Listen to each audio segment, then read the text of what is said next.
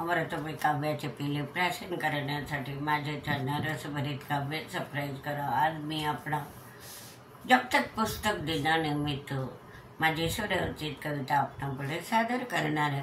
आता हा जागतिक पुस्तक दिन याला कॉपीराइट दिन सुद्धा म्हणतात आणि आंतरराष्ट्रीय दिन सुद्धा म्हणतात। तर आता हा 23 एप्रिल 1995 पासून जागतिक पुस्तक दिन आयर्लंड युनायटेड किंगडम मध्ये हा कार्यक्रम साजरा झाला होता आणि युनेस्कोचे उद्योगपती प्रमुख आणि क्षेत्रातील सल्लागार समिती यांनी जागतिक पुस्तकाच्या दिनासाठी राजधानीची निवड एका वर्षासाठी केली। आणि भारतात सुद्धा आपण काय करतो, 23 एप्रिलला जागतिक पुस्तका दिन साजरा करतो। त्या जागतिक पुस्तका दिनाच्या प्रीत्यर्थ मी आपणा माझी स्वरचित कविता आपणापुढे सादर करते, ते पहा। पुस्तक म्हणजे विचारांना वृद्धिंगत करणारा खजाना।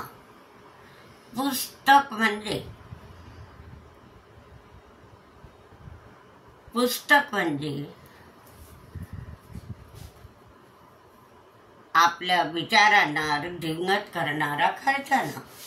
पुस्तक म्हणजे विचारांना वृद्धिंगत करणारा खजाना आणि अनुभवाची शाळा, दिशा देणारा मार्ग स्वप्नांना।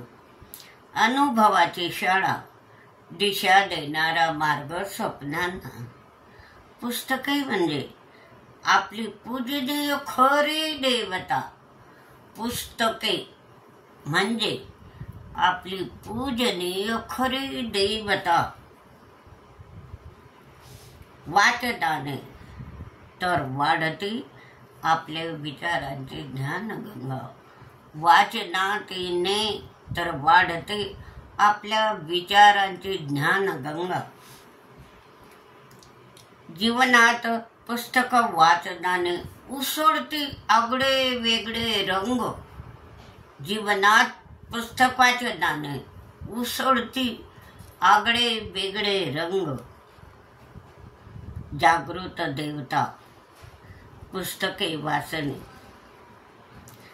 जागृत देवता पुस्तके वाचणे व पेरणे, लिखाण उगवणे। जागृत देवता पुस्तक वाचणे व पुस्तक वाचणे म्हणजे पेरणं आणि लिखाण म्हणजे उगवणं। म्हणून जागृत देवता पुस्तके वाचणं म्हणजे पेरणं आणि लिखाण म्हणजे उगवणं। विद्यार्थ्यांनो, पुस्तकाशी करा मैत्री। विद्यार्थ्यांनो, पुस्तकाशी करा मैत्री आणि ज्ञान प्राप्त होईल अन व्यासपीठ गाजवाल मोठी मोठी। ज्ञान प्राप्त होईल अन व्यासपीठ गाजवाल मोठी मोठी। पुस्तके घरी आहे म्हणजे शब्दाची धन रत्न श्रेष्ठ। पुस्तके घरी आहे, ज्याच्या घरी पुस्तक आहे, पुस्तके घरी आहे म्हणजे शब्दाची धन रत्न आणि शस्त्रे। आणि झाडापासून बने कागद, कागदापासून करते पुस्तके। झाडापासून बने कागद, कागदापासून करते पुस्तके। पुस्तक वाचणाऱ्याच्या चारी बाजूला ग्रंथ, कादंबऱ्या, पोथ्या, संविधान।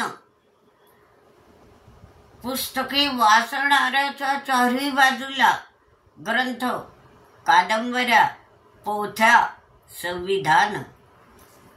पूर्वीची परंपरागत अडाणीपणा तुम्ही द्यावं सोडून।